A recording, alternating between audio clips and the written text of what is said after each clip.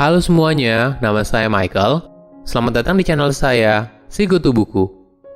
Kali ini saya akan bahas buku Money Master the Game karya Tony Robbins. Sebelum kita mulai, buat kalian yang mau support channel ini agar terus berkarya, caranya gampang banget. Kalian cukup klik subscribe dan nyalakan loncengnya.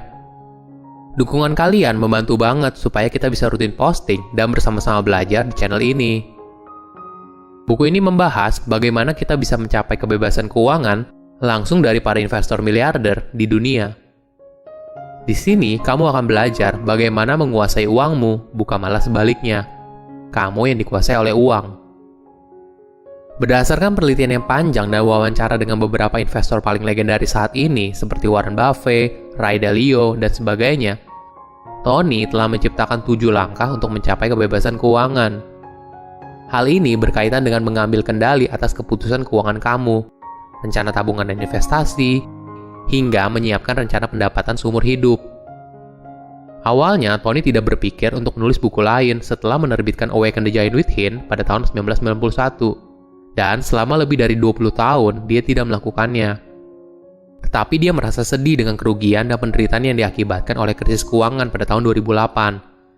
Akhirnya, dia memutuskan untuk menggunakan bakat dan jaringannya ke 1% orang teratas di industri keuangan untuk membantu masyarakat luas dalam mengelola keuangan mereka dengan lebih baik.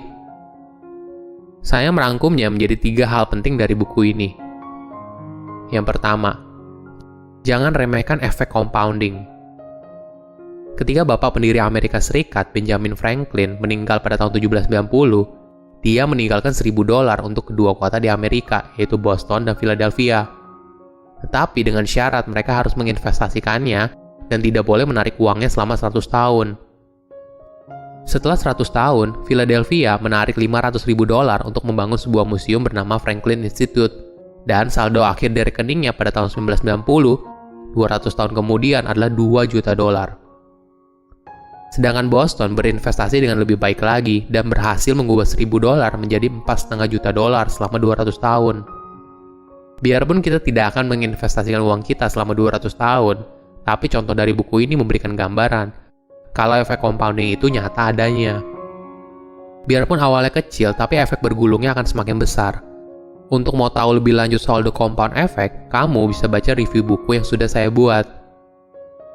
Aturan penting dalam hal keamanan finansial adalah sisihkan uang ke tabungan dan investasi setiap bulan. Pikirkan tabungan sebagai dana kebebasan. Ini akan membantu kamu menentukan bagaimana kamu bisa memenuhi kebutuhan sehari-hari tanpa uang tersebut. Apapun yang terjadi, usahakan agar terus tabung uang kamu ke dalam dana kebebasan.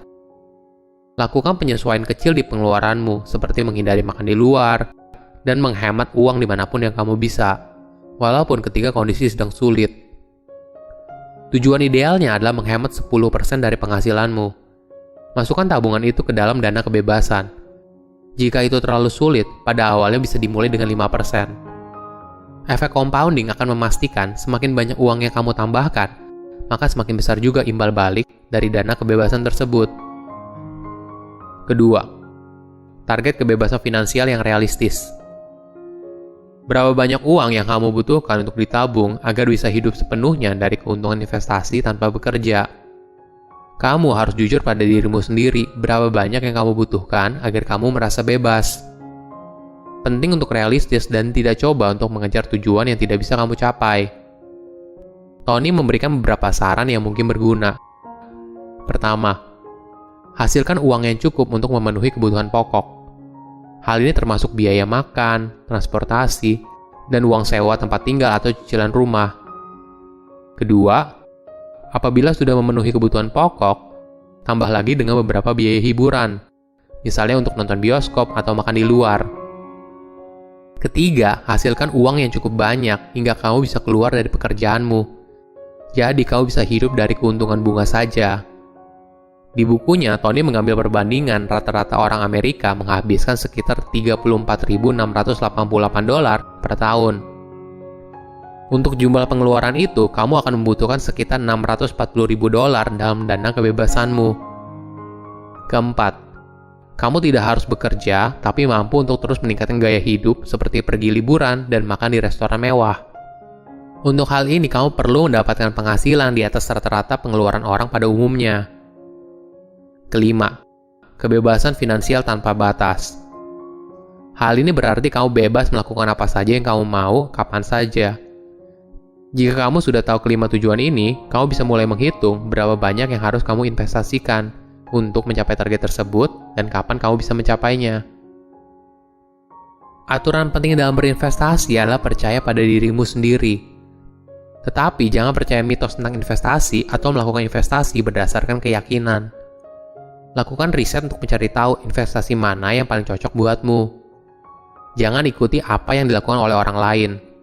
Kamu bisa belajar dari banyak orang sukses, apa yang telah mereka lakukan dengan investasi mereka, dan coba melakukan hal yang sama. Tapi kamu harus berhati-hati kalau kamu mencoba mengalahkan pasar. Kamu harus tahu kalau sangat sedikit orang di dunia yang bisa melakukan hal ini. Tidak ada jalan ajaib menuju sukses, tapi kamu harus memaksimalkan peluang dengan melakukan riset untuk mendapatkan hasil yang maksimal. Ketiga, sistem 3 keranjang investasi. Di bukunya, Tony tidak fokus pada uang, dan uang hanya bagian untuk hidup yang lebih baik. Hal yang lebih penting adalah 3 keputusan tentang apa yang kamu fokuskan, apa arti hidupmu, dan apa yang akan kamu lakukan untuk membentuk hidupmu. Uang hanyalah sebagai alat yang membantu kamu untuk mencapai tujuan hidupmu. Uang memungkinkan kamu untuk berinvestasi pada pengalaman, membeli waktu untuk diri sendiri, dan memberikannya kepada orang lain. Uang baru berharga apabila bisa membantumu untuk bertumbuh dan memberikanmu kehidupan yang lebih bahagia dan lebih sehat. Tony menyarankan kita untuk memiliki 3 keranjang dalam berinvestasi. Keranjang keamanan, keranjang pertumbuhan, dan keranjang impian. Keranjang keamanan berisi investasi yang aman, seperti obligasi dan deposito, yang tidak akan menghasilkan banyak imbal hasil, tetapi kecil kemungkinan kamu kehilangan uang. Kedua adalah keranjang pertumbuhan, yang berisi investasi yang cukup beresiko, seperti saham yang bisa mengalahkan pengembalian rata-rata dalam jangka panjang, tetapi sangat fluktuatif dalam jangka pendek. Ketiga adalah keranjang impian. Bagi kebanyakan orang, keranjang impian adalah soal kesenangan duniawi, tapi bagi beberapa orang, mungkin soal membantu hidup orang lain. Uang hanyalah alat bantu, dan jangan biarkan uang menguasai dirimu. Kamu harus bisa menguasai uang dan jalani hidup yang lebih baik. Silahkan komen di kolom komentar pelajaran apa yang kalian dapat ketika baca buku ini. Selain itu, komen juga mau buku apa lagi yang saya review di video berikutnya. Saya undur diri, jangan lupa subscribe channel YouTube Sikutu Buku. Bye-bye.